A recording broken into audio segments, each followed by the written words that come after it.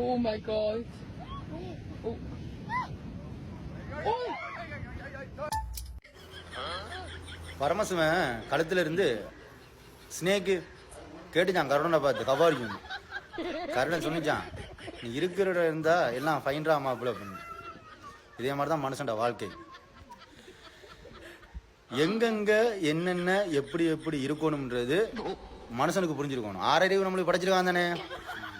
வெள்ளக்காரன் குளிருக்கு கோட் போடுறான்னு சொல்லி நம்ம ஊர்ல நம்ம அடிக்கிற வெயிலுக்கு கோட் போட்டு சுத்துறது. இங்கிருந்து வெளிநாட்டுக்கு போயிட்டு வெளிநாட்டில் உள்ள பொம்பளைகள் ஃபுல்லாக மாடர்ன் உடுப்பெல்லாம் போட்டுட்டு அங்கே டிக்டாக்கு இன்ஸ்டாலெல்லாம் வீடியோ போட்டதோட இங்கே நம்ம பிள்ளைகள் அதே மாதிரி உடுப்பை வாங்கி போட்டு நாய்கிட்ட கடி வாங்குறது தேவையா? அது அதுக்கு தான் அழகாக அந்த நாய் காட்டுது. எங்கெங்கே எப்படி எப்படி இருக்கணும், அங்கங்கே அப்படி எப்படி இரு, இல்லையா கடி பண்ணுது. இல்லை பசங்களுக்கும் பொம்பளை பிள்ளைங்க தான் சொல்கிறேன். நம்மளுக்கு கற்றுக் கொடுத்த ஒரு பாடம் இருக்கு, ஆடை நாகரிகம். இந்த ஆடை நாகரிகத்தை நீங்கள் முழுமையாக கற்றுக்கணும்.